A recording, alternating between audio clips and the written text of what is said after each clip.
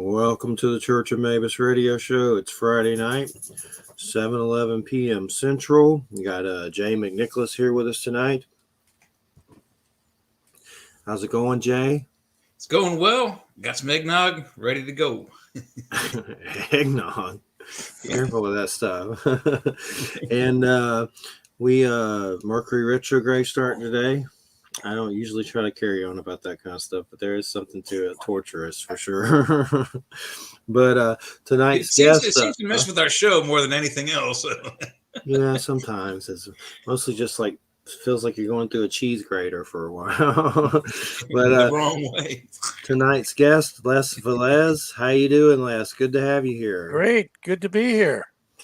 Great to have you. And let's see. I guess first off, I know we talked a little bit before the show that I want to tell you a little bit about my story while we're doing the show, and then I want to hear your story. Just to give you the condensed version of mine, the main reason we do this show is because we've seen weird stuff. And once you see it, you kind of never get over it, really. You always remember it, and then you want to see it more. And then you don't. And then sometimes you do. But my situation pretty much, when I was 17, I went through testicular cancer and had to go through chemo and stuff. And that was kind of like a spiritual catharsis for me. And then a year or so later, or two, I always lose count, my dad passed away. And then it kind of seemed like all that stuff triggered something or opened something. And I had a lot of ghost type sightings and then a lot of UFO stuff with witnesses, and friends were like, Jeffrey, it seems like you're attracting them here on some level. And I've kind of seen those things every house I moved to. And I was from Georgia, and that's where most of my stuff happened. But even down here in Florida, I still have weird stuff happen.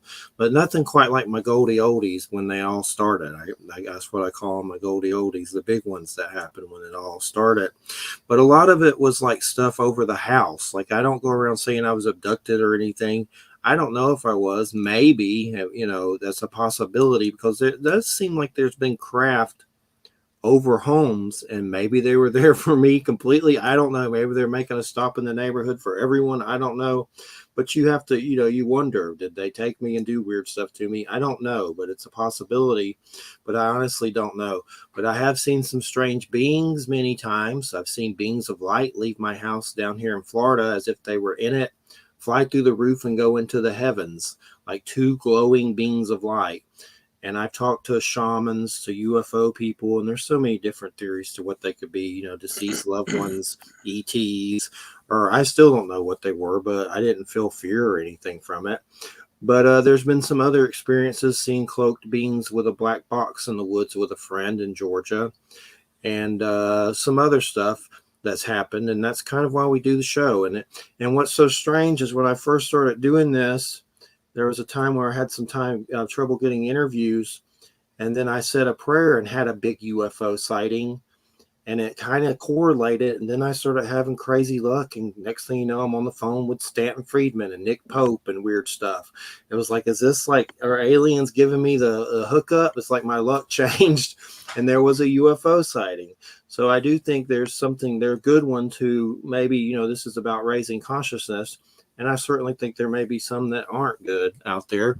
But that's the main reason we do it, is try to figure out what the hell happened, what the heaven happened. And that's why we do these interviews. But it's great to have you here. And I would definitely love to hear how you got started in the UFO field. Well, Jeff, thank you very much. I appreciate it. And Jay, I look forward to our chat tonight. It should be very interesting. For me, it started when I was 11 years old, living in Connecticut. And this one late October evening, I was coming back into the house after feeding my good old dog Caesar. And all of a sudden, over to my right, I noticed this object. It was totally silent. It was hovering there. It was a whitish oval type object, and it was slowly moving over the tree line, and then it finally just started to, slowly, very slowly, go into an area back back where my house was, and it scared the crap out of me. And I ran into the house and I tried to get my father to come out. And by the time I convinced him to come out, it had disappeared. And he says, "Well, it was probably a beacon of light reflecting off a cloud." Well, I didn't believe that. And next day I went to the library and I started looking for books on UFOs, and I found a number of them, and they were all books that George Adamski had written, and this goes back, as I say, to the late '50s, and so I really got totally involved with it, and tried to read everything I possibly could get my hands on with regard to the UFO phenomena. Well, that was when I was 11. And then, of course, I became an adolescent. And then girls became a little bit more interesting in my life and, started to date and eventually met a woman that became my wife eventually, actually, from the junior year of high school. And I went to the University of Vermont, and I was in the ROTC program and became a field artillery officer, and got married and had a couple of kids, and eventually moved out to California in 1985. And one day I picked up the San Jose Mercury News and saw this article about Stanton Friedman coming to San Jose City College to talk about UFOs and the government cover up. Well, of course, it was like somebody threw a switch. I kind of forgot about it for quite a while. And then this event occurred. So I said, okay, I'm going to go see him. And I expected to see a handful of people there. But in fact, the auditorium was packed. He gave one of his inimitable lectures. And on my way out, there was a table in the foyer that MUFON had information about their organization. And so I decided at that point to get their monthly journal. And I started to read this journal very religiously and read about various UFO cases around the country. But that wasn't enough. And I decided, okay, I'm going to take their field investigator training course.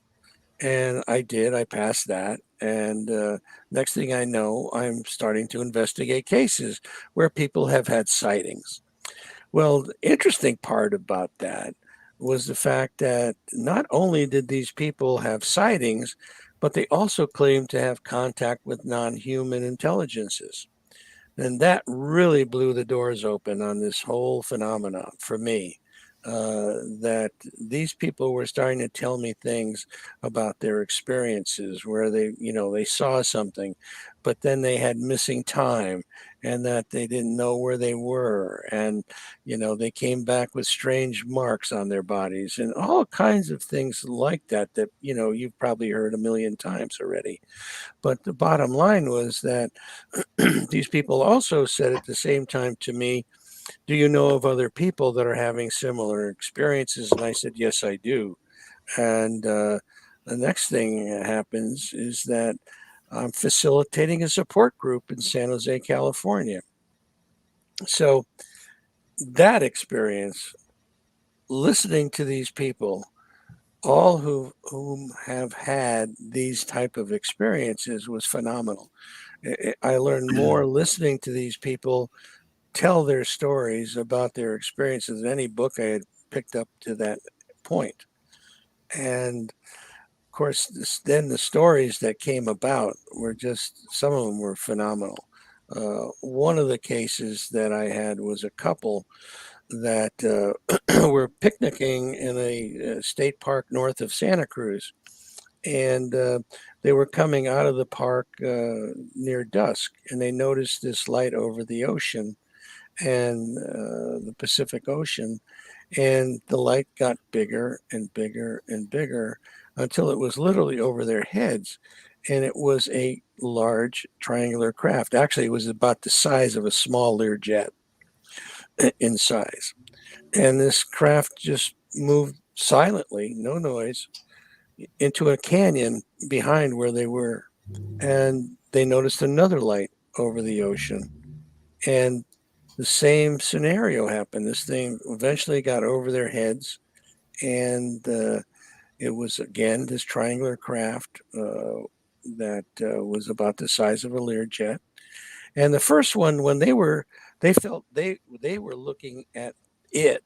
The second craft, they felt it was looking at them, and they became frightened, and so they backed up underneath a big old pine tree. And I eventually went up to this area where they were and went through this whole scenario with them. Well, this happened 5 more times. There was a total of 7 craft that showed up, and we're sitting in this valley in a side by side in a horizontal position, and then like the whole group went into this vertical position, and they like went around a corner, but there was no corner to go around. It was like they went into another dimension, or they just dematerialized in some way, shape, or form. So at that point, they finally started to leave the park, and they felt like they were on automatic pilot, like they were floating.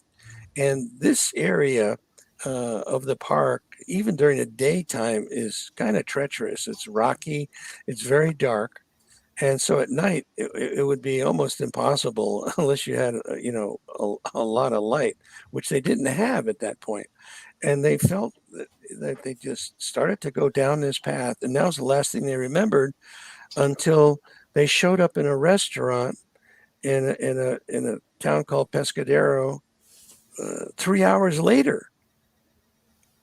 And this restaurant is only like 10 minutes away from the park, and they have no recollection whatsoever of what had happened to them.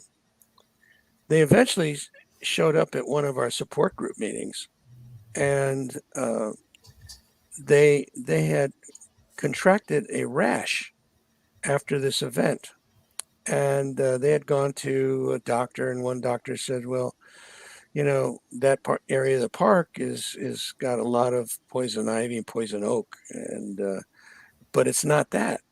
I don't know what it is. And then they finally went to another doctor, and the doctor looked at it and said, it might be some internal reaction to something, but I don't know what it is.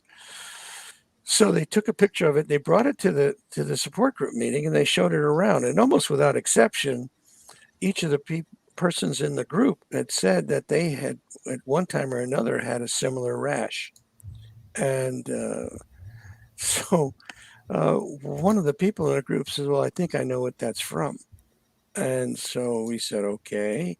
And they said, well, it's a reaction to the fluid that they dip you in to sanitize you when they bring you on board the craft. So that was a one hell of a revelation. That is definitely something. And what was did they say the type of beings that it was? Is it usually the grays that come up most of the time, or what kind of beings? Yeah, one of the things that we just, myself and a gentleman by the name of Russ Calpone, who was involved with the free study, we just finished the first phase of a study called the Omega-4 study. How clever of us to come up with that name. And we had gone out to therapists who had worked with people that have had contact with non-human intelligences. And the number one entity that comes up are the grays. However, the second most talked about contact is with orbs. And then the third are interdimensional. And the fourth are ghosts.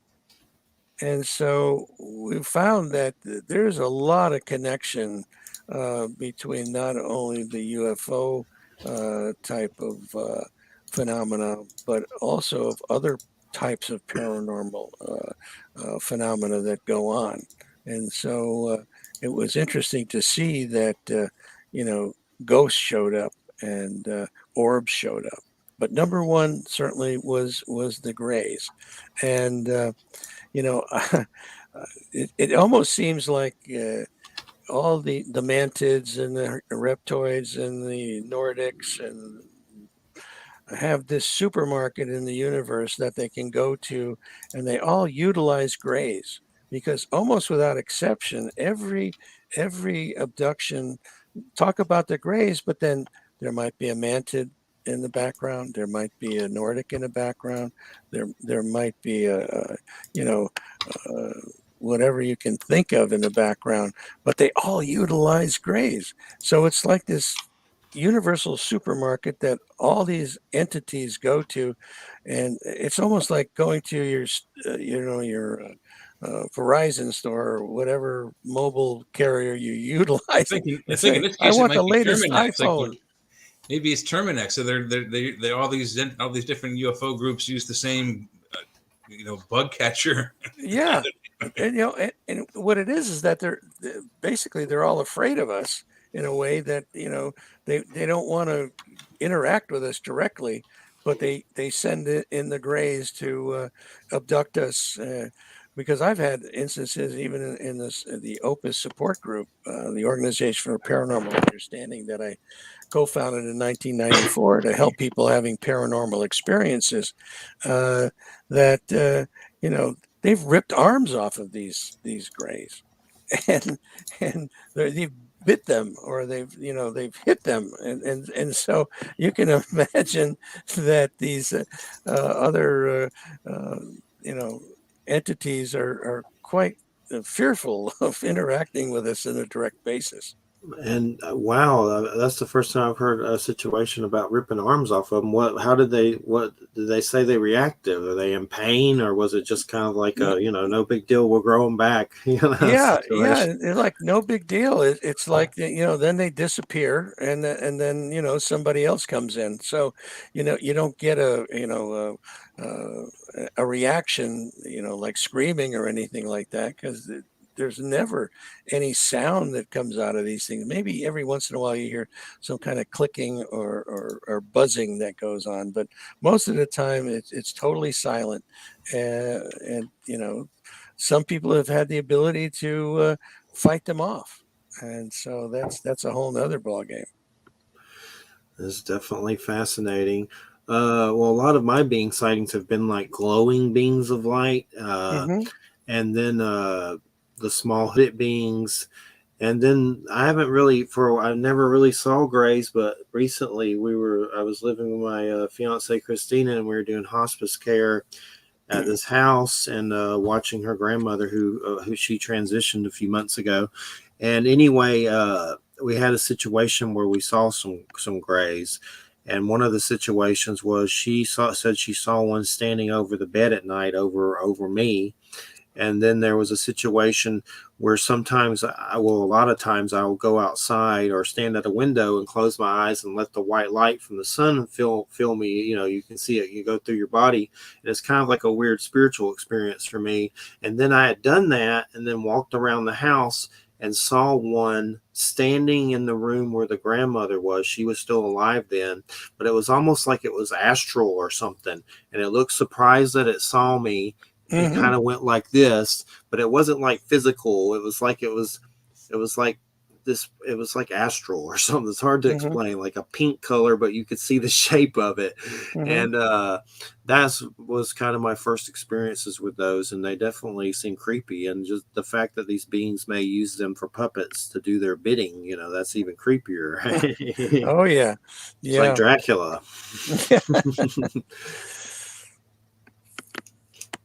And so that's the being that comes up the most, and it's with the experiences and everything. Is there any? Do they ever? But do other beings come up at all ever, like different kinds? Or is Well, it? I think the majority of the cases still are, as I mentioned, the grays, like number one. But then you have the praying mantis type. You have the Nordic type. You have even sometimes, especially with regard to Native Americans, indigenous people, the ant people.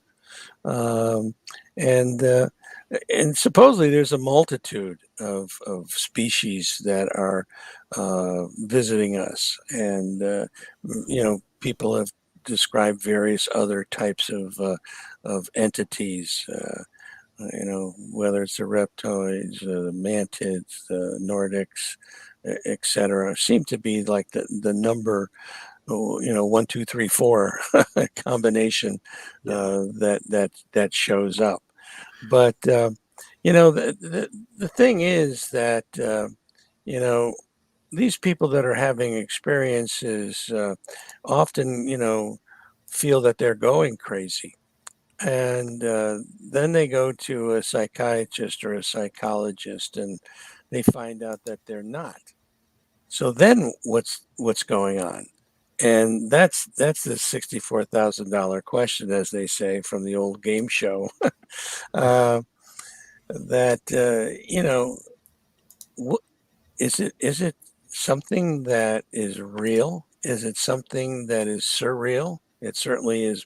I think both, uh, because you have the capability, as we've found out, working with these people, that you can astral travel. You can have out of body experiences. People have had near death experiences. Oh my goodness, that's a very interesting phenomena. Uh, I got involved shortly after the support group got set up in San Jose. I was written up in a Monterey Coast Weekly paper, and about what I was doing with MUFON and doing the various investigations. And there was a woman in the article as well by the name of Carol Austin that was written about the things that she was doing. And she contacted me afterwards and said, "Hey, I'd like to find out what's going on with my brainwaves when I'm in contact with these, extraterrestrial entities." And so I thought to myself, well, I'm not sure I know how to, help you in that regard. But then she said she was working with an emergency room doctor down in Carmel. And so I had a doctor friend by the name of Eugene Lipson, and he was very interested in working with other doctors that were interested in the phenomena. And so I contacted him, and he said, "Gene, come on, let's go down and see this lady and see what we can find out. It sounds rather interesting, and you'll get an opportunity to meet this other doctor." So we went down there one Saturday afternoon, and as we walked in to her home, there was a picture on the wall, and she was standing on the back of a boat, a rather large boat.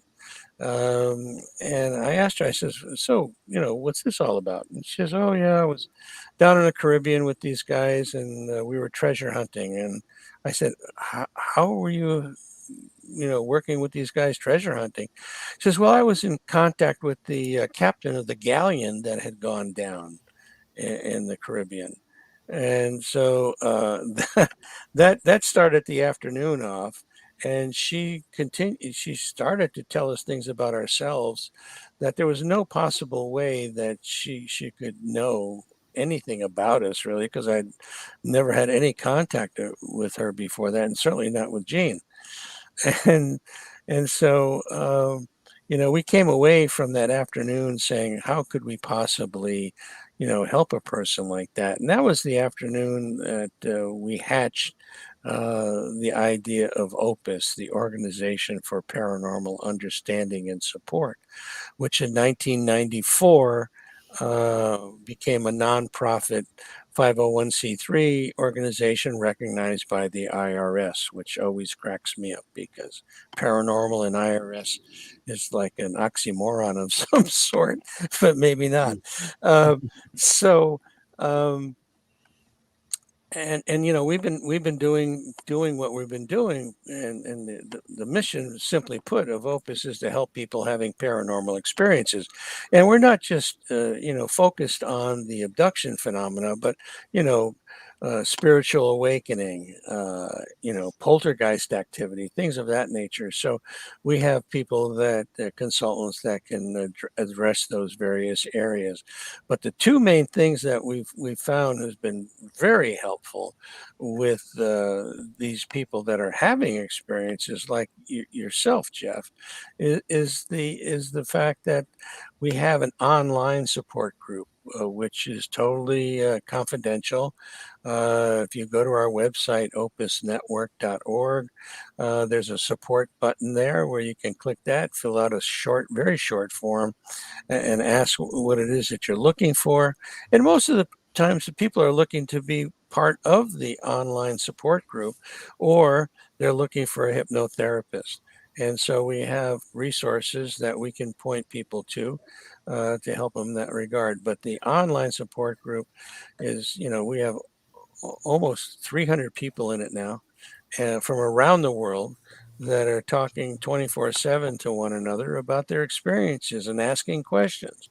And that's proven to be the most helpful thing for people, that they understand they're not alone, and that they can understand that other people are having similar experiences that they're having.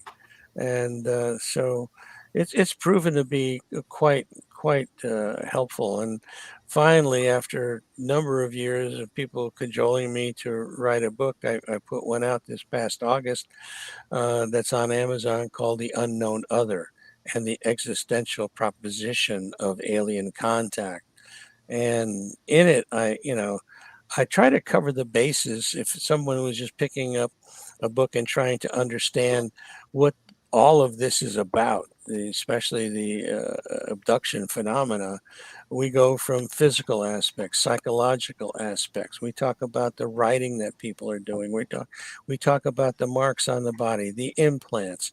We talk about the debunkers, and they talk about, well, it's fantasy proneness, it's sleep paralysis. It's a plethora of other things that are possible. But I think I do a pretty good job of debunking the debunkers and saying, folks, we got stuff going on here, and it needs to be looked at in a serious way. And so I think that if somebody picks up that book on Amazon, they can either go to our website, opusnetwork.org, it's right there, or just go to Amazon and put that in there. All the proceeds of that book go directly to Opus. I don't get a dime. That's my contribution to the cause, so to speak. And I know PTSD comes up probably a lot with a lot of these cases. I would just kind of like to hear your perspective on that. I think I have some from mine, just the fact that, I mean, there was a time where I didn't want to leave my house. I thought something was going to get me out there, and that was in Georgia. So, I mean, I'm sure the trauma and stuff, how does that come up? Yeah, it comes up frequently. And I think the best thing to do is to be able to get with a licensed therapist that, like Yvonne Smith. Matter of fact, Yvonne Smith is on our advisory board for Opus, and she specializes in PTSD. Um, and we also have Linda Moulton Howe on our advisory board. We have Terry Lovelace, and then we have Melinda Leslie on our advisory board. So, we have the resources to point people in the right direction when it comes to things of that nature. And certainly, working with people that have PTSD is critical. You need to have people that have the knowledge uh, of that phenomena and are able to work with it and help people. That's so important. And during some of my UFO encounters, it seemed like some kind of possible military agency came out, and none of them talked to me face to face, but there was a craft that was silent over my home with a cockpit, and a guy waved mockingly kind of at us and it went away, which I don't know if it was mockingly, but he definitely was like, I'm here. And it kind of seemed like it revolved around the UFO situation, like they had sent something out to see. And somehow I pinpointed that I was connected to the phenomenon on some level. Is that something that comes up a lot? Met some weird, agency showing up or something like that? Absolutely. Absolutely. We, people ask me all the time, what is it? What do you think it is? And I said, is it extraterrestrial? Is it interdimensional? Is it time travelers? Is it the military? Well, I believe it's all the above. All of the I above. absolutely all the above. Our military is so involved with this. They've managed to keep a cap on the whole thing for years and years. But with the advent of the UAP report and the end of June, maybe this is the beginning of exposing things. It's a long time coming. They've changed the name of ATIP. I don't know how many times. Now this organization is called the Airborne Object Identification and Management Synchronization Group. Wow. That's a Okay. long acronym Yeah. for the new government UFO agency. And they put it under the Defense Department, and now people are very worried that this is something that's going to go nowhere fast, and that this is just going to get buried in the bureaucracy. And I don't know if you've noticed, but Lou Elizondo has been very quiet of late. I saw something about that. Yeah. And he's on a hiatus, so to speak. So I don't know what that's about, but I've just, matter of fact, put together an email that's going to go to him and see if I can bring him out and chat with him. I want to. They finally got to him. Maybe, I don't know. You don't yeah, it's know possible. until you know. It's totally possible. Unfortunately, this stuff is dynamite. I was lucky to, just before COVID shut everything down, I had lunch with Lou when he was interviewing Terry Lovelace, actually, for the Unidentified series, which that particular interview never got on the air for whatever reason. I'm not sure. I think it might have gone too far because of the things that Terry had said with his experience. I think you've had him on your show, if I'm not correct. Did you have Terry? I've interviewed him before. Yes. Yeah, and so he's got some pretty dynamite stuff to talk about. And Terry just lives down the road from me here, so he's good buddies with me. And anyway, that afternoon we had lunch with Lou, and Lou was telling us some stuff about that they believe they understand the propulsion systems of these craft way better now than they ever have. Uh, and and that's something that's not out there really. It's a combination of the material that the craft is made out of. And so I asked him, I says, do you think this uranium 215 is the or element 115, excuse me, is necessary? Oh no, he says, don't need that much power. So, you know, uh, there's there's so much to be learned that or not learned but to be exposed that is going on in that realm, and then the other part, and this I had opportunity to chat with Nick Pope at the MUFON Symposium this past August in Las Vegas. And he was talking about the UAP report and saying that, I hope it's the Russians or the Chinese that have this capability because we can pick up the phone and talk to them. And so I cornered him later and I said, hey, you know what? You're missing the boat on this whole thing. I said, the experiencers are already telepathically talking to them, you know? So if you want to communicate with them, just get a hold of a couple of these experiencers. They'll connect you. And so, you know, I don't think it's the Russians. I don't think it's the Chinese. I don't think it's us.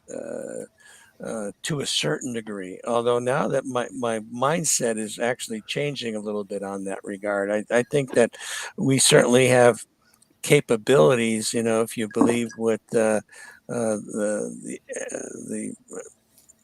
recent head of the Skunk Works had said before he passed away, that we have the technology to take ET home.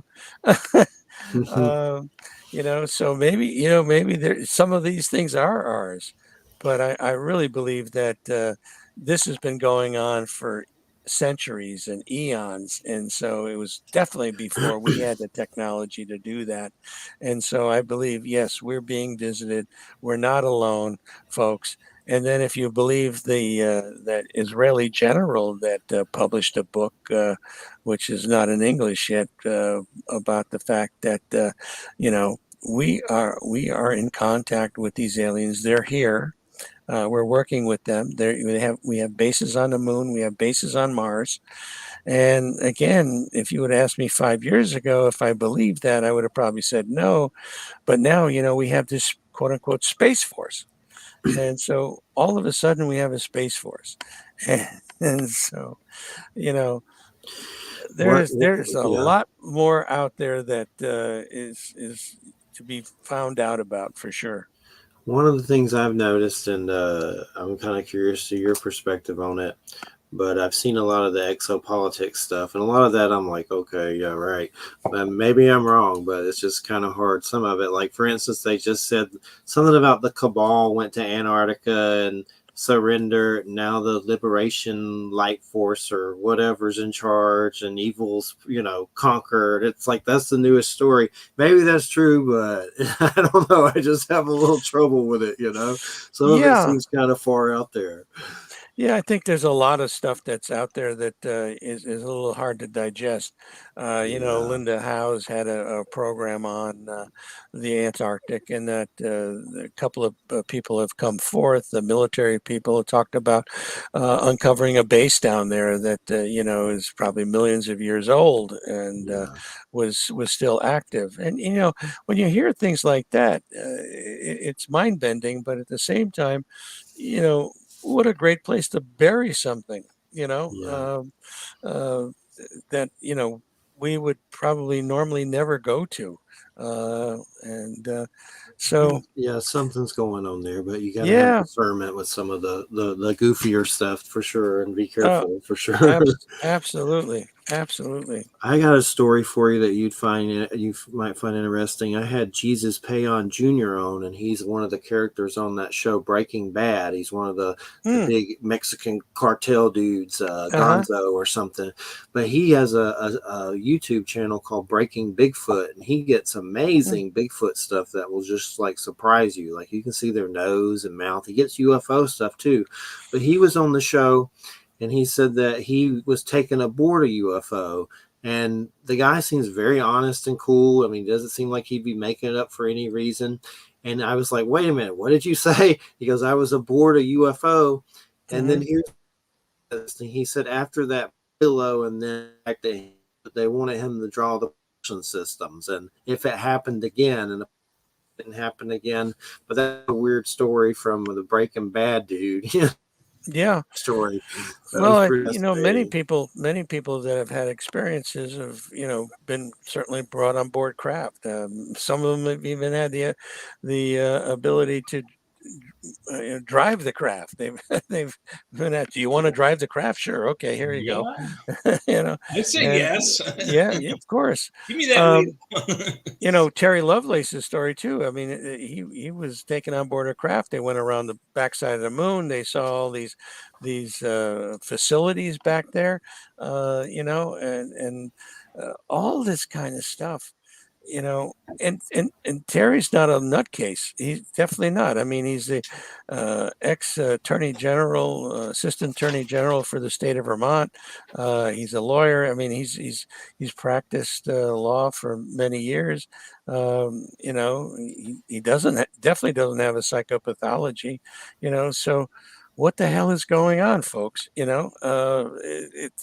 stuff that it just blows your mind. And how do you uh, factor that into what's happening here, on the earth? I mean, all these experiences that people are having, 70 to 80% of these people don't want them to stop. The majority, the ones that are left, that have had negative experiences, definitely want it to stop.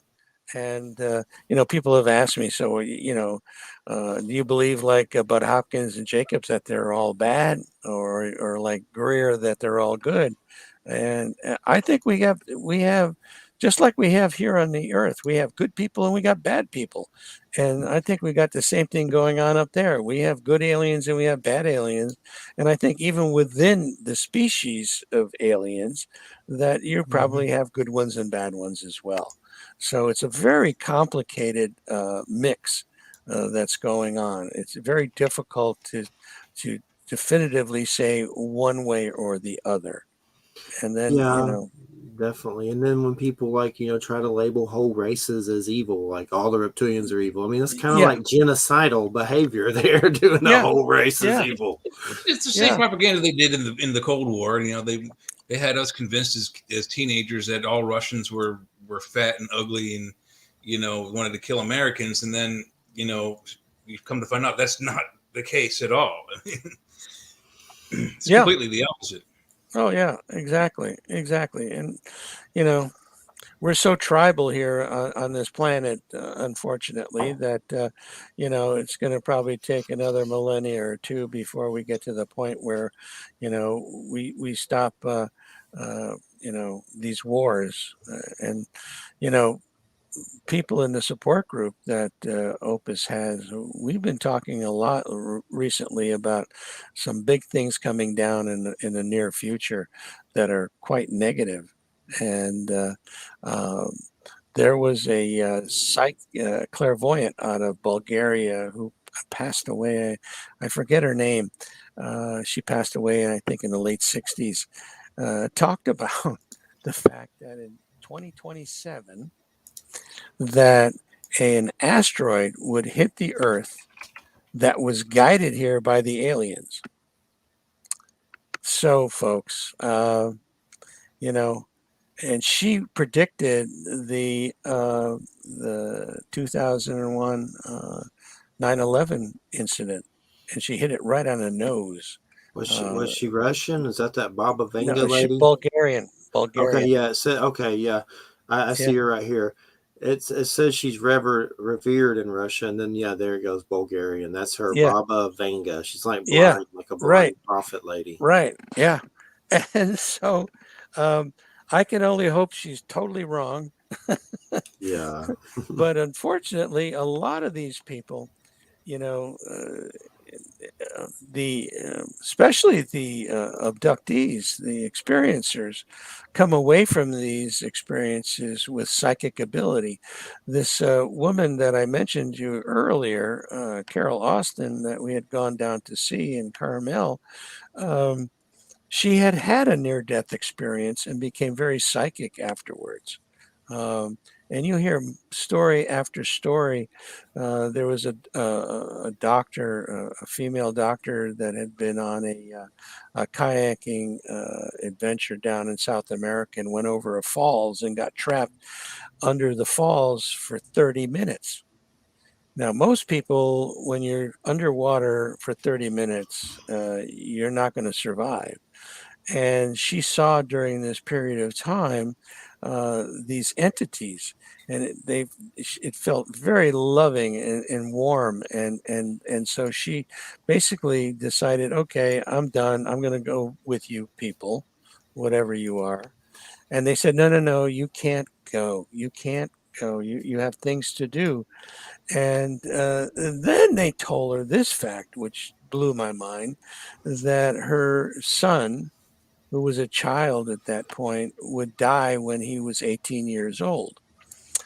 And so she came out of this thing. She was rescued. She was fine after being underwater for 30 minutes.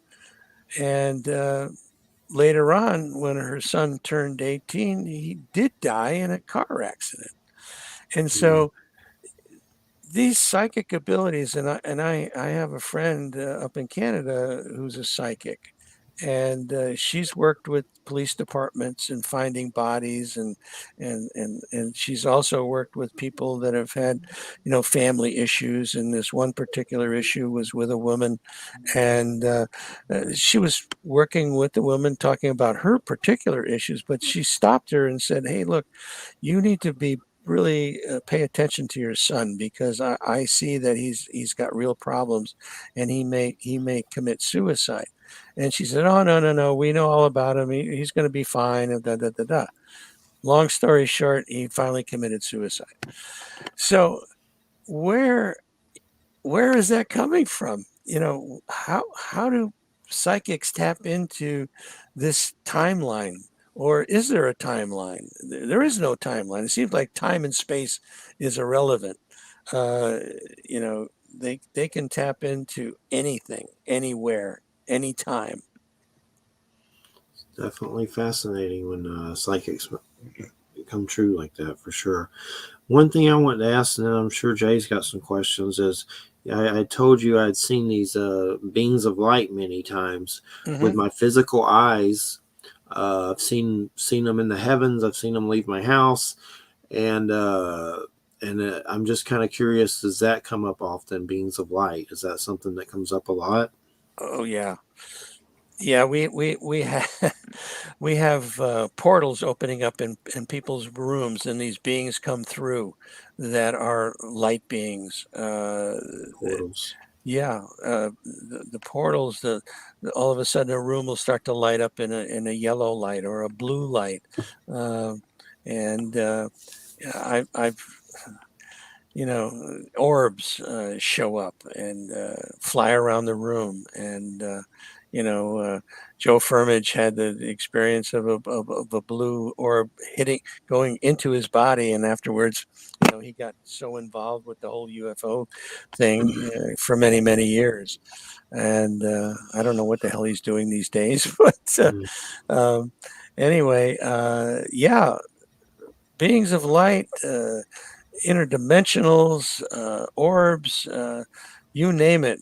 People are experiencing these types of things, and uh, you know, some people, in the book, I have about 25 stories from the people in the support group that talk about their personal experiences. And I think people would find it very interesting to read those stories, because it covers the gamut of the various types of experiences. People talking about reincarnation and how significant reincarnation is with regard to this phenomena. Um, One of the support group meetings that I had, facilitated, um, a person talked about seeing me.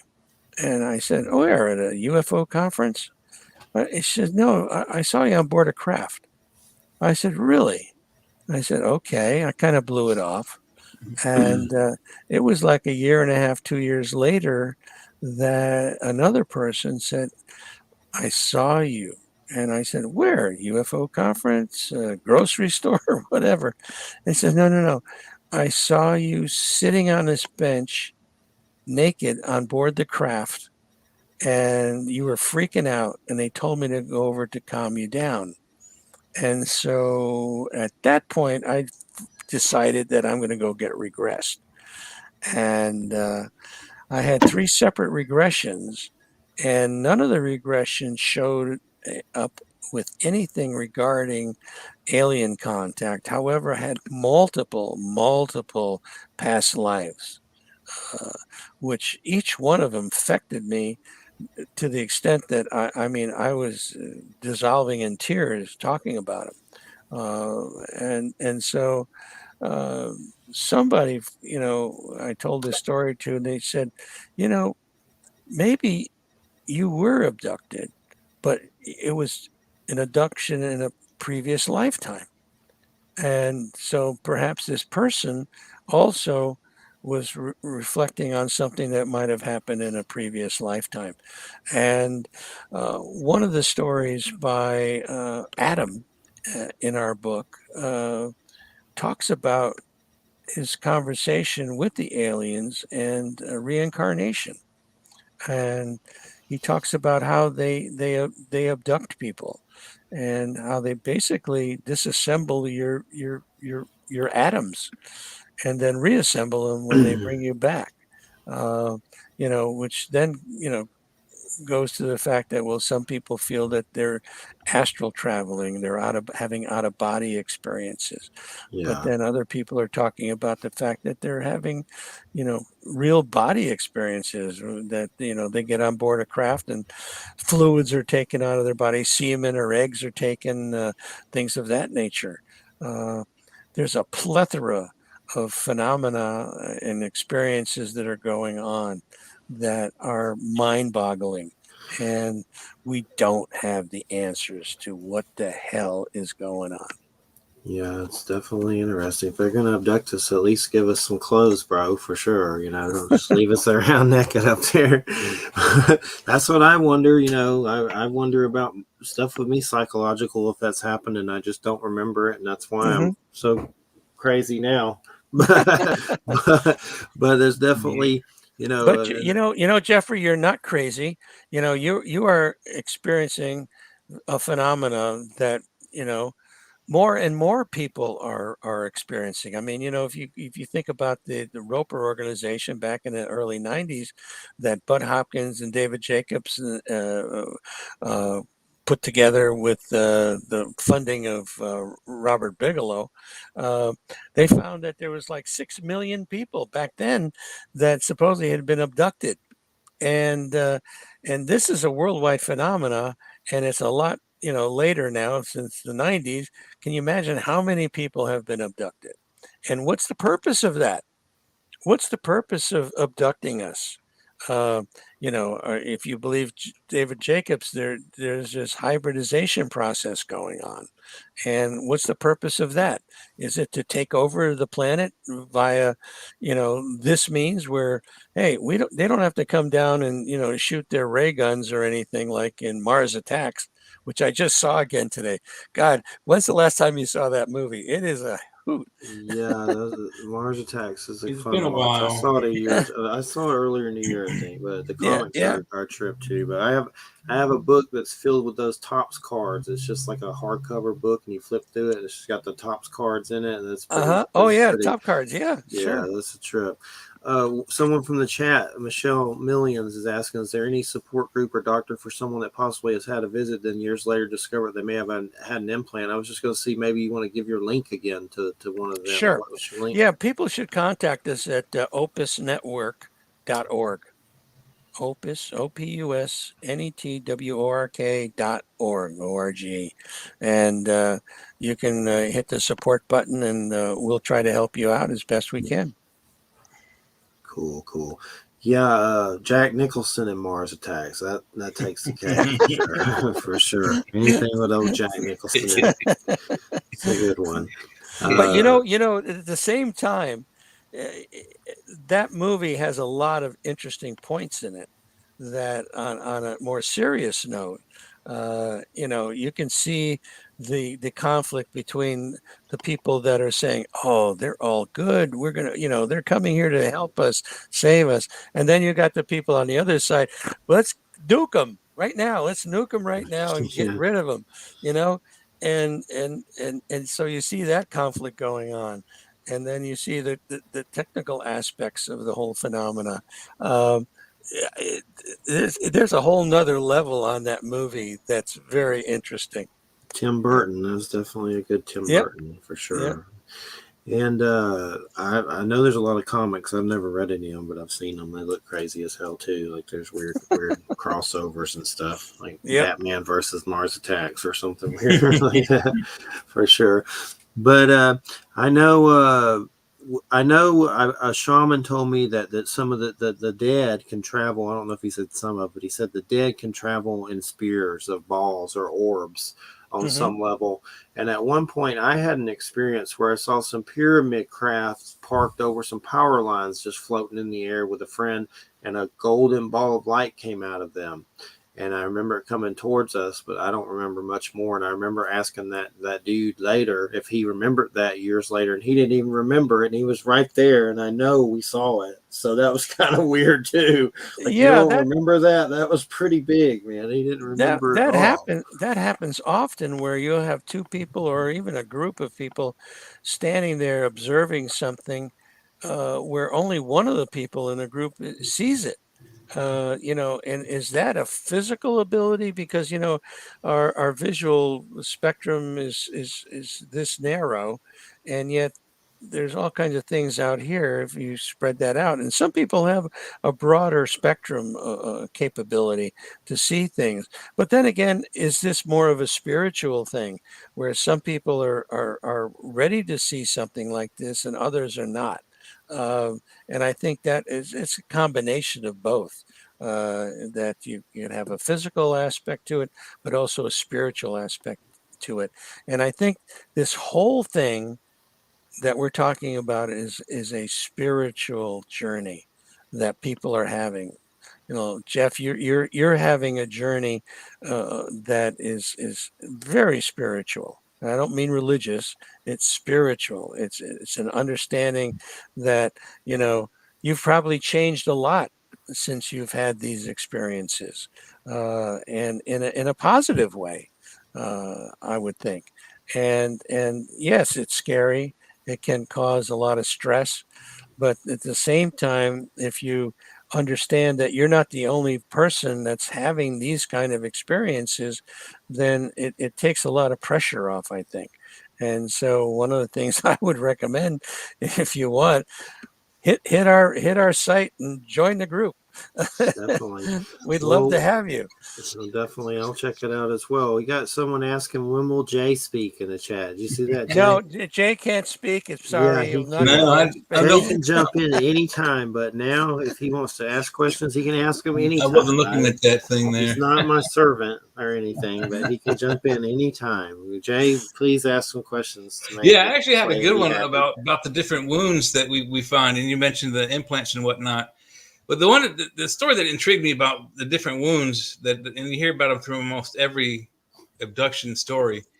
This one, I don't know if this is an abduction story or not, but it was like way back in the 50s. A guy he actually physically encountered a craft on the ground, and then as he inspected the craft, there was like he called it like a HVAC grate. There's like had a series of Yep. holes in a grid, and it sent steam out and burnt him on his skin, and then left the distinct pattern of that grid from the machine on his Hmm. skin. And Yep. legend has it that the wound would disappear and then reappear years and months later.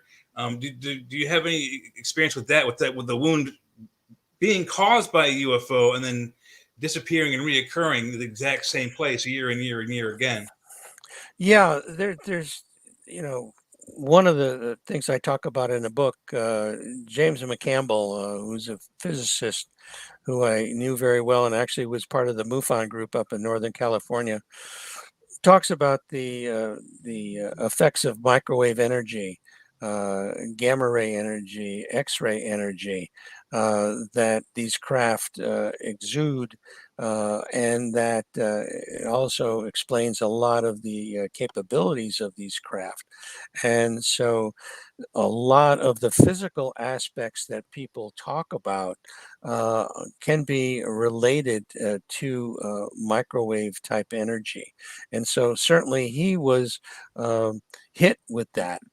And uh, just as the crop circles, these crop circles, when they're made, they're made almost instantaneously, and people, mow the crops, and then a year later you come back and you can still see the remnants of it. It's still Yeah, there.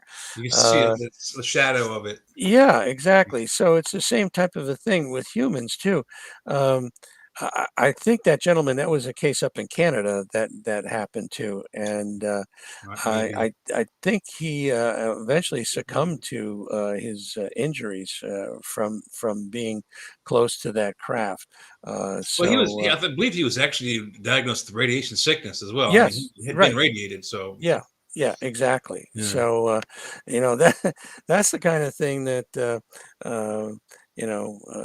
I remember one time I decided to go to a quote unquote conscious channeler uh, to do a little reading, and I asked the person if I would ever have the opportunity to get on board a craft, and they said that, well, it might come up.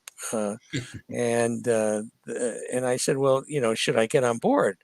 And she said a very interesting thing to me. She said, well, I would go with your gut, and if you feel comfortable, go ahead. If not, stay away.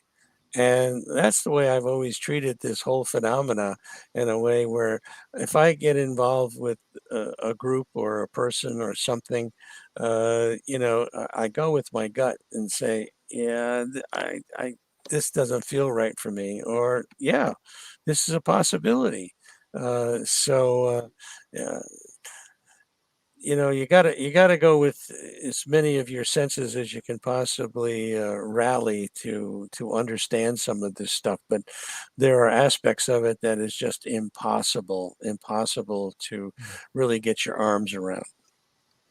Yeah, the whole implant thing, I think was what was that doctor's name? He was a podiatrist. Yeah, Roger Lear, Dr. Roger Right, Lear. right, yeah, exactly. Lear, like similar to the Learjet you brought up earlier. The information he brought up was fantastic. I mean, I think before he died, he had been witness to 27 implant removals. Like as an observational doctor in the room while the implant is taken out. Um, It was actually 17, and I'll read you 17. Okay. what he had talked about. He said there's no inflammatory or rejection reaction by the body to the foreign objects, no visible portal of entry, Hmm. collections of specialized nerve endings surrounding the object, an outer coating of ceramic biological material, a metallic phase where inorganic metal becomes biological tissue, the emission of radio waves, which are deep space frequencies in the FM band, have been noticed. Yeah. Electromagnetic fields in excess of 10 milligauss. Composition of meteoric or iron 66. Rare earth metals such as U-236, a single isotope of uranium existing by itself, as well as elements such as uridium, which is a very rare and hard to find Earth's in Earth's crust. Non-terrestrial isotopic ratios indicating the involved elements did not come from Earth.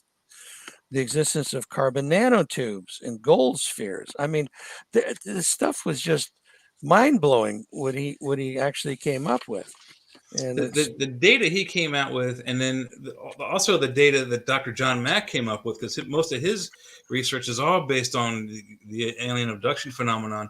And he took over from another doctor, the University of Boston or University of Massachusetts, I forget which. But his predecessor had actually interviewed Barney and Betty Hill, who started the whole ball of wax for the abduction right, phenomenon. who did the he was a psychiatrist. I Right. forget I forget He, his name right now, but yeah, yeah, same did here. the regressions on both Betty and Barney Hill. Right. And Yes. He had yeah, pioneered the yep. technology, and he was the head of the psychology school at it was either University of Massachusetts or University of Boston. I forget which one of those. Hmm. But John Mack, when he came into that, was a skeptic 100%. He's like, "There's no way. It can't be aliens." And within, I think, if it's been a while since I've talked about John Mack, but I think within 3 years of him doing the research of interviewing these abduction phenomenon experiencers, within 3 years, he was convinced that it wasn't of the mind, it wasn't hallucinations, it wasn't post hypnotic suggestions, but that it was a real experience, and they were really experiencing alien encounters. So those two subjects right there were enough for me to say it's real. Yeah, there's absolutely something going on, and then the big question is, what is it? Um, and Yeah. I believe that people certainly believe that it is real and that it's happening to them. And um, you know, is it some kind of a bizarre psychopathology that we don't understand? Uh, I don't think so. Mm. Um, is it some form of hallucination that's going on? Is it lucid dreams that become more than lucid dreams? Uh, these are all valid questions, but the bottom line seems like when these people come back with marks all over their body, implants in their body, uh, that it's a lot more than just something a figment of their imagination. And so I think it needs to be taken very seriously. And it's unfortunate that the scientific community has not taken a more serious look at it. But Mhm. hopefully, as this thing is opening up with the UAP reports and the government getting involved now with trying to understand what these objects are, that the abductee community gets a more serious look, which I think is probably going on behind the curtain, so to speak.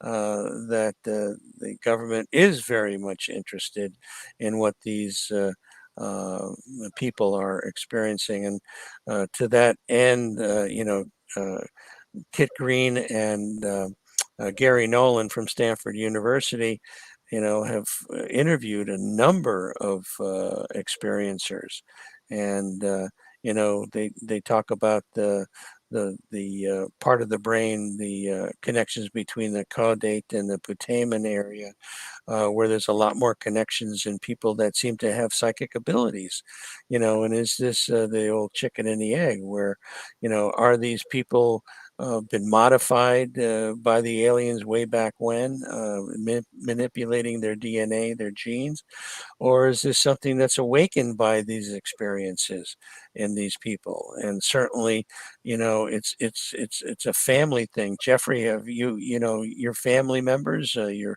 parents, your grandparents had any experiences like you're having? I know, my brother and nephew have seen some stuff, Hmm.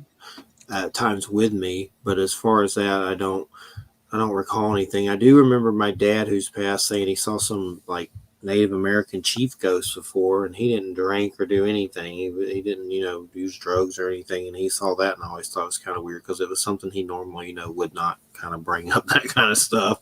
Right, So we've had right. some ghost kind of sightings and stuff, but the UFO stuff, I've had, siblings see stuff, and most of the time Hmm. it was with me though and stuff like that. But other than that, I don't know of any. Yeah, but yeah, it seems to be very common, and that they seem to be following, generations of people, uh, and so it's You know, you know. they're targeting specific gene patterns is what I think is going on there. It reminds me very much of Frank Herbert's book. They had the Bene Gesserit, the female, the technology witches in the book, or they were intentionally manipulating bloodlines to make this Kwisatz Haderach this special super being. I don't know that that's what their ultimate goal is, but they're definitely they're targeting specific genetic qualities in our race. There's no question. One of the What's things I talk about in the book is the blood types that predominate with the abductees. O negative and then A negative seem to be at the top of the hit parade for people, and then also eye color is another one where hazel green eyes seem to be very popular for whatever reason, and that scares me a little bit because I do have hazel green eyes. Hazel green eyes, huh? Yeah, but anyway, uh, well, I mean, it's we laugh about it now, but is it a funny situation? Is what they're doing for their benefit or for ours? You Good know, question, Jay. Good question. Are they the ones trying to find that one bug that they can drop on this planet that will wipe us out? The planet is theirs, you know. Yeah, well, they're trying to do a good job with this Omicron now, and the Delta before that, and Mm-hmm. the regular thing. So this gal that predicted that in 2027 the Earth would be hit by an asteroid guided here by the aliens. Uh, she talks about another epidemic coming out of Siberia in 2024, uh, which is going to be even worse. So That doesn't who actually knows? surprise me that they would say that'd be the area, because right now they're harvesting. Uh, they found, I don't know exactly where in Siberia, but somewhere out there they found a field of mastodons that were flash frozen during the Chicxulub meteor strike. So whatever happened during that cataclysmic event, these creatures, excuse me, the mastodons, mostly up in Russia, the climate changed so rapidly that it began to freeze almost overnight. So they were basically flash frozen in place while they were eating. So that some of them have like food in their stomach still, and some of them Right. Yeah. food it's not even ground up in their mouth yet, and they're cutting these things up like T-bones and selling them at restaurants up there. So there's where your there's where your next epidemic That's a is coming pretty from. interesting meal, wouldn't it be? Uh, I've mastodon had meat. some weird stuff before. I wouldn't mind going out there to try one. get a mastodon burger or something. Right. Oh my goodness. But anyway, it is just a mind blowing phenomena, and you know, getting back to the book, the unknown other and the existential proposition of alien contact, and going back to what you just said, what's the purpose of the things that are going on? Why are they abducting people?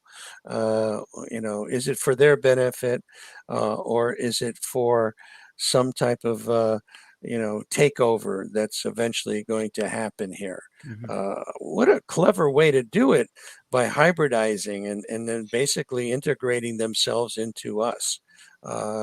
That's quite clever, I think, where you don't have to, drop bombs or zap people with laser beams or whatever they have, death There's a rays. story as to why that might be, and it's kind of what I think you would consider a fifth column attack, where they slowly leak in troops behind enemy lines until it's time to declare war.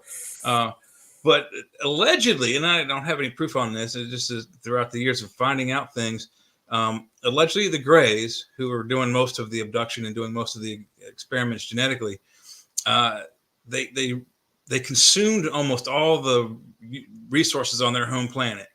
And their home planet is in the Zeta Reticuli system, and they have two stars revolving around each other. And on the other star system was another intelligent race, which was also within their own solar system, space-worthy, as were the Greys initially. They were they couldn't escape their solar system yet. But when they could, they met with these other, I guess you call them star sisters or whatever. And the Greys started a war with them, which went on longer than they wanted to. And allegedly they promised things to their friends on the other planet, and promises were not kept.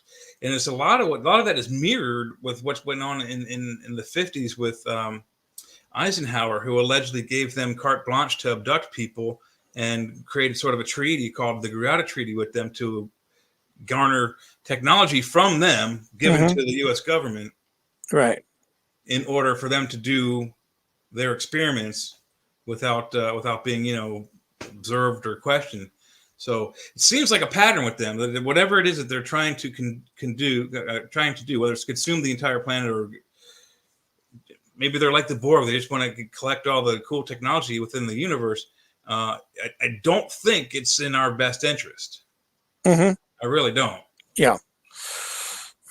Well, it's a question. It's a very valid question, and I think there's probably factors on both sides to really look at and say, yes, based on what they're doing, it certainly could be a negative outcome for us, or based on what people come away with the 80% of the people say they don't want these experiences to stop, their whole worldview changes, and they need to be better stewards of the planet. They need to be better people. They need to be better to one another. These are all very positive things, or are they just lying to us and just you know blowing smoke up our tailpipe here to uh, be able to do what they're doing, and not being obstructed from doing something like that. I think it's important to be somewhat skeptical uh, in this regard. You know, I don't come down on either side as far as being all positive or all negative. I think it's a combination thereof, and then it boils down to which side is going to be the winner. Are the good guys going to win, or are the bad guys going to win? And that's a whole nother story. Yeah, it's kind of scary to me, and a lot of people just seem to brush it away. But if you think of it like this, if they were really all true good, they wouldn't be hiding in the background. They wouldn't be hiding behind, some people say they have like the Predator technology. They can turn themselves invisible, like right in front of your face. Well, that's cool. But only an enemy would do that. You hide from something. You either hide from something that's going to hurt you, or that you intend to, at some point when it gets close enough, hurt it. You don't hide in the background if you're a friend, right? So there's whatever's going on. It's wishy-washy, and I don't think I want to know the answer, but Yeah, we kind of need to know, Yeah, I think that's very valid, Jay. I think I said this earlier, that this general from Israel that is highly respected, who's retired, wrote this book about the fact that we have been in contact with the aliens. They're here.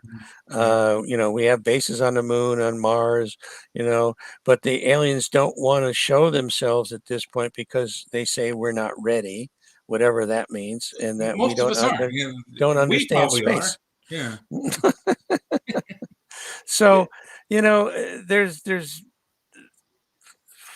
pluses and minuses to this whole thing, and we will find out one day, and hopefully not too late. Yeah, I'm hoping within my lifetime at least, because Yeah. think of just the medical technologies they must have. I mean, they give you a shot and you live another 150 years. Give me 2 of those. Give me 2 of those right now. I want to go another 300. So, Sounds good. But yeah, there's a lot of, like you said earlier, rainbow colored smoke going up the wrong pipe. But if any of it's true, that's cool. If they're hell bent for leather, then we're there's nothing we can do about it. I mean, think about it. The technologies they have.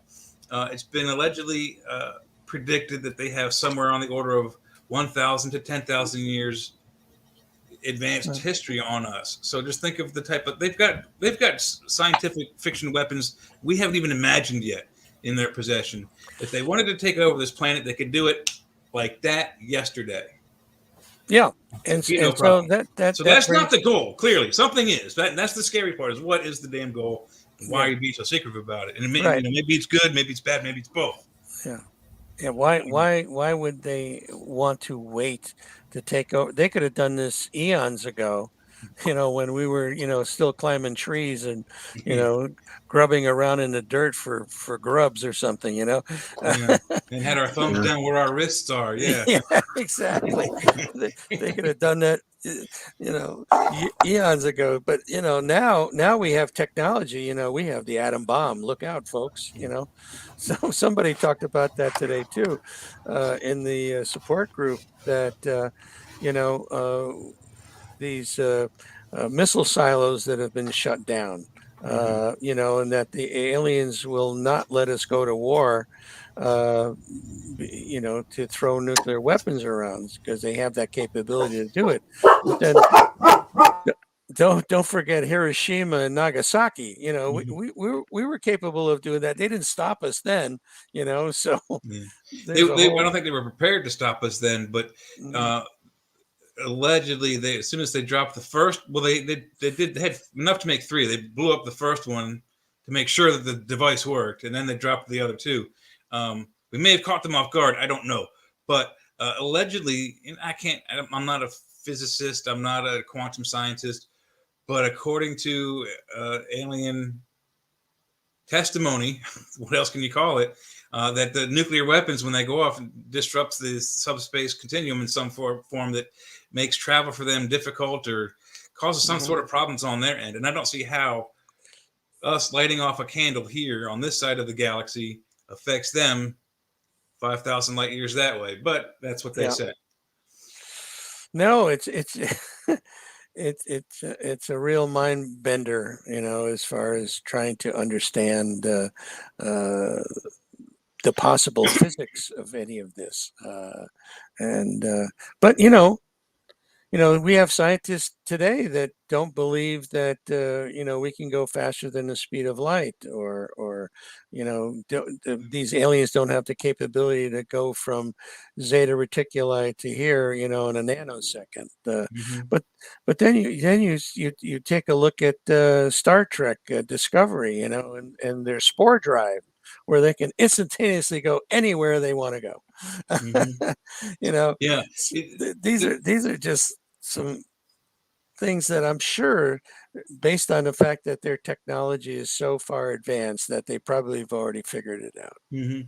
Yeah, and the thing about scientists that always say no, I hate them. I don't like them. I think that they're poor scientists when they say nothing can be done. If you look at it, we have light, we have candles, we have light bulbs. The particles coming out of that are traveling at the speed of light. So it is possible to travel the speed of light. So any scientist who tells you no, he's lying to you. And then one of the best examples I have to tell you when a scientist is wrong is the easiest test ever. Have you heard of the Trieste? I'm not sure. The Trieste was the first bathyscaphe that we ever made to go down at the bottom. That Trieste. Okay. So they had scientists, marine biologists, mechanical engineers, electrical engineers to make the submarines that send 2 guys down 8 miles into the bottom of the ocean to look for life. Well, half these scientists on one side said, there's no way, we can't find it, it's impossible, the water down there, it's more like ammonia, the pressures are too great, there's no light, there's no heat, it's too cold, yada yada, all these reasons, no life can be down there. Then on the other half, you had Jacques Cousteau was part of this half. They said, we're going to find something. We'll find something, bacteria, we're going to find a frog, we're going to find some kind of weird squiggly creature down there, and we're all going to be stunned. And then there's no one in the middle. So there was yes and no. And what happened was they sent somebody down there, and they found a fish. And that fish scared up all the silt and scared up all this dirt, and they couldn't see too well, so they went back up early. But it just goes to show you how the curve works. All those naysayers were 100% wrong. All those guys that said, yes, we'll find something, were 50% right. They either found something or they didn't. Luckily, they found something. But it is almost, I've noticed, I'm only 55, I've noticed that it is almost impossible for something to not happen. The best example I have for that is we've got creatures that live on this planet. We've got creatures that live in the water. We have creatures that fly in the air. And we have creatures that live inside permafrost, inside volcanoes, inside dirt. Other creatures that can dry out and die for decades, and then if certain conditions recur, they regenerate. And they're saying there's no way there's life out there. Well, I guarantee you 2 things. One, not only is there vast life out on all the planets around us, but you will find, maybe not in my lifetime, maybe my great-grandson's lifetime, but in someone's lifetime, we're going to find that there is life that actually exists in the vacuum of space. Creatures like us that can live and breathe and recreate and reproduce children in outer space. Guarantee we're going to find that. I think it's a long way away, but it's out there. Astronauts have talked about the Russians, I think, had an experience like that, where they actually saw these winged creatures flying around their craft, their capsule. And there's constantly life coming into our atmosphere from God only knows where. And, these spheres, these metallic spheres that are coming in with biological aspects to it. Um, Hmm. Somewhat like the things that implants that Roger Lear has taken out. Um, Yeah, but so they have like a biological sludge in them. It's a recent yeah, discovery, but they have like a sludge that comes out of them. yeah, Weird. so, It's, yeah, it's, very, it's very. like it's like the prequels to Alien with those big blue creatures. The one guy opens that little silver sphere and he pours that goop in the river and changes the whole planet. That's what it's like. Oh my goodness. I know recently was it Harry Reid died. He was a big part of those UFO releases. The Democrat dude, that's his name, right? Harry Reid. Harry Reid, Yes. I know Hmm. he passed recently, Yeah. but I know. Have you been keeping up with the skinwalkers at the Pentagon and all that stuff that's come out lately? Where supposedly I know Bigelow bought Skinwalker Ranch and all that stuff happened. Now someone else owns it when they have the show and everything. But I know that book supposedly. I have that book. I just haven't read it yet. But I know supposedly they went to study Skinwalker Ranch and some of that phenomenon followed the military personnel home or something like that. Have you been keeping up with all that stuff? Yeah, and there's been some major physical effects, various types of diseases that people have contracted after these orbs had gone into the people. Yeah, I have the book. I read the book, and yeah, I can't think of the names. I mean, some of these, names of the diseases are uh, Guillain-Barré disease was one of them. Uh, you know, I can't remember them off the top of my head, but Yeah. yeah, people have contracted disease. But on the opposite note, these orbs have also cured people. Uh, Kathleen Martin wrote, in, I think, a recent book about the fact that one of these people related a story where this object came into his body and he had cancer. And after this thing went in and came out, uh, shortly thereafter, he was cured of his cancer. So these things can be very beneficial and also the opposite. Um, one of the things you hear about people being healed.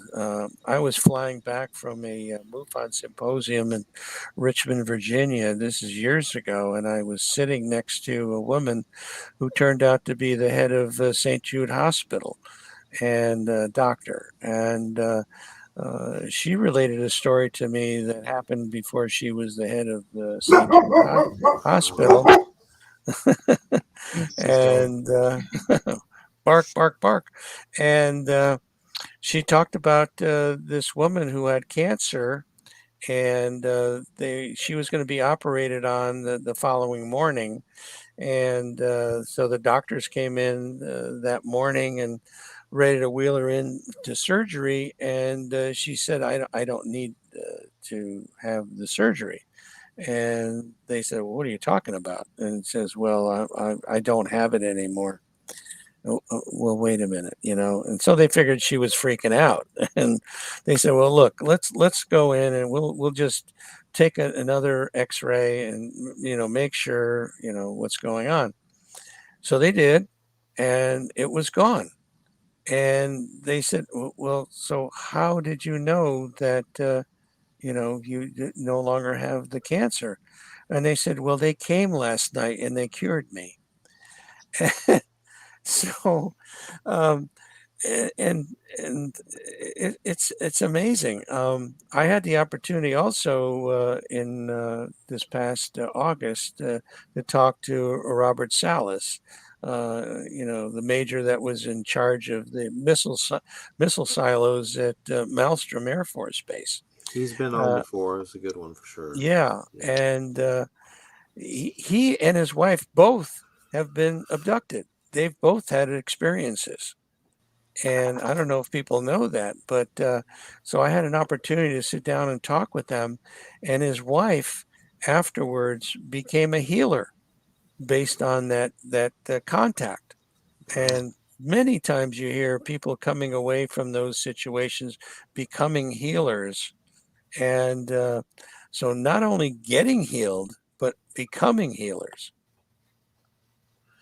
It's definitely interesting. I believe that when I went through testicular cancer and chemo, and I lost one in the war, so to speak, that trauma opened my senses, up. I think there's something to that, and it seems like there's definitely something to it. I call it kind of like a shamanic death, so to speak. And I've had a lot of people on about that subject. I love that subject, but it opens suffering, opens your senses. And I mean, it's a good. Fortunately, not unfortunate. Suffering's unfortunate, but fortunately, at least there seems to be an upside, because I do think there's a connection to that, and it kind of somehow made me able to see into those realms. I guess that amount of suffering that I went through.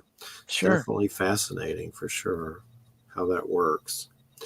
And that I didn't know. I mean, he may have mentioned that, and I just forgot. But she became a healer, Robert Salas's wife, after those experiences. That's very, very interesting for sure. So that's cool. Definitely, there's an upside. There's a positive. I know there's definitely seems like there's nefarious beings that are up to no good, but I definitely like to believe there's good ones too, positive. And if they made someone a healer after experiences and stuff like that, that's good. That's a good thing. So, it's like with the Bigfoot thing. Apparently, there's good ones, and there's some that are not, that may eat people or something. And there's many experiences where not only people see Bigfoot, but they see a UFO. Generally I love those. Those are concurrent the best. concurrent with the Bigfoot sighting. It's very interesting, and I think that's why you can't find the bones of the the expired big feet, if you will, because they're probably on board the craft in some way, shape, or form, or interrelated in some way. Yeah, and that definitely they could be like workers or something, and then there could be tribe ones that are physical on the earth, and then those other ones may go back and forth, like dematerialize or whatever. So different things going on, and it's interesting, the native perspective with the phenomenon, and I mean, their dances and celebrations, kind of like a celebration of sky people and weird stuff like that. That I had this Don Oscar medicine man on before, and I told him about the beings of light, and he said they go down at Peru and have like weird parties and watch the shining ones in the sky. I was like, really? That's interesting. Yeah, they're doing ayahuasca. Yeah, that's what I wonder if they're tripping too. So Yeah.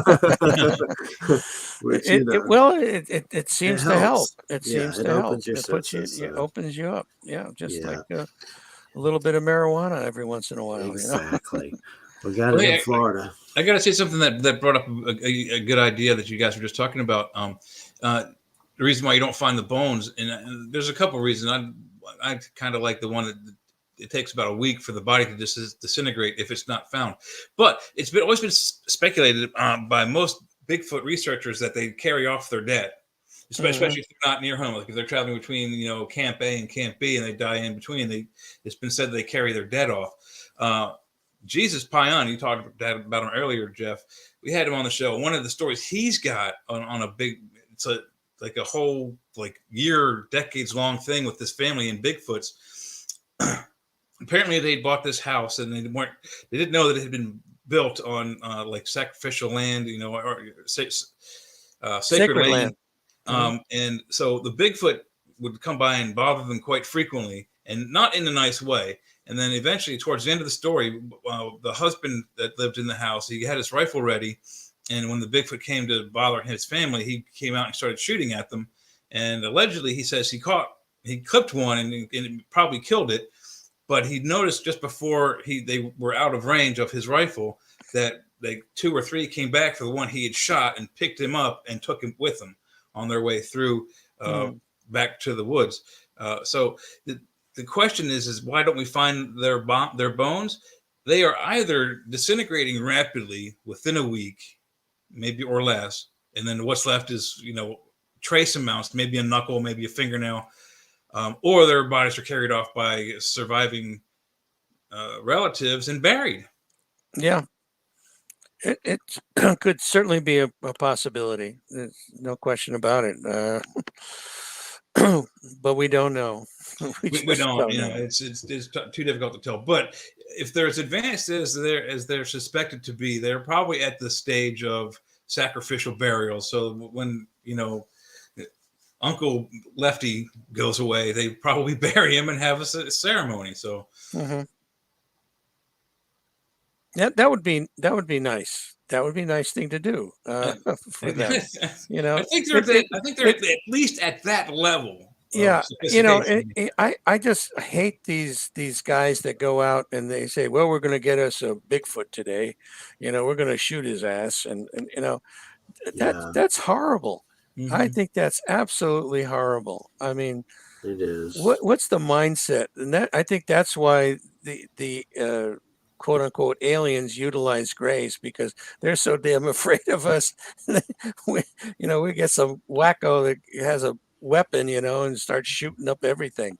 Oh God, I it's always have crazy. wondered why they appear to those people more often, like some of the ones out there that you wouldn't think you would want them to go near. It's like, why are you showing yourself to them? They're going to shoot you, dude. Come on, Mhm. chill out. But Stan Gordon's a cool dude, that investigator that does a lot of UFO Bigfoot stuff up in Pennsylvania. They got a lot of those crazy cases. I Oh love yeah, those. yeah. Those are beautiful. I have his books and stuff too. So Bigfoot and UFOs. Oh, on the last episode of Book of Boba Fett on the Disney, there was a Wookiee Jay that was came after Boba Fett, and he didn't seem exactly like a good Wookiee. I mean, Yep, I maybe saw he him. was a neutral He was in Wookiee. last week's episode. Big Yeah, black yeah, Wookie. yeah, Yeah, I saw him. yeah, yeah. That was really good. Is that on Disney? The Disney? Yeah, Yeah, Disney and Plus. it Okay, is yeah. so good. It is so good. There's Well, I'll have also to the also watch it. Mandalorian, Oh yeah, of course. the one with Baby Yoda. But this Yep. is a spinoff of that. It's just about Boba Fett and the underworld and Jabba and all that craziness and him surviving the Sarlacc pit. Is the But new it's really season of good. is the new season of Mandalorian going now? It's coming at some point this So, year. yeah, But middle of Okay, the okay, year. okay. All right. and then Robert Rodriguez has been directing those episodes of Book of Boba Fett. The guy that did Desperado and all that stuff. He's a good dude, but definitely good. I like Book of Boba Fett because it's like in that seedy, underworld. What is it, Tatooine or whatever? I always say the Yeah, names wrong, but they're in it's Mos just Espa.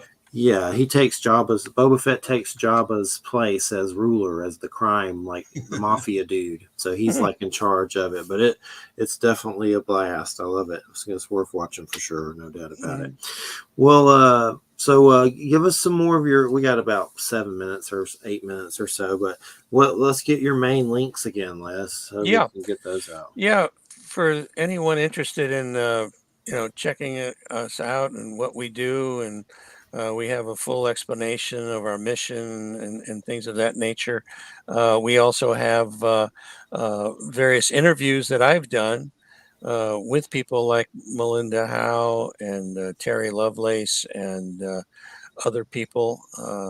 And we our website basically is opusnetwork.org, opusnetwork.org. And we also have a book section where if you click on that, any of the books in that section that you click on, we're an Amazon associate. And so we get a commission for any sales that go on. That helps us. We're always trying to raise funds because, of course, it costs money to keep a website and do the things that we do. We also have documentation on various topics that you can read. A lot of it has to do with the abduction phenomena. We also have the omega-3 report, where we took 71 people that believed they had been abducted and compared them with 51 people that were a control group. And it was a research done back in 2010 that was funded by MUFON.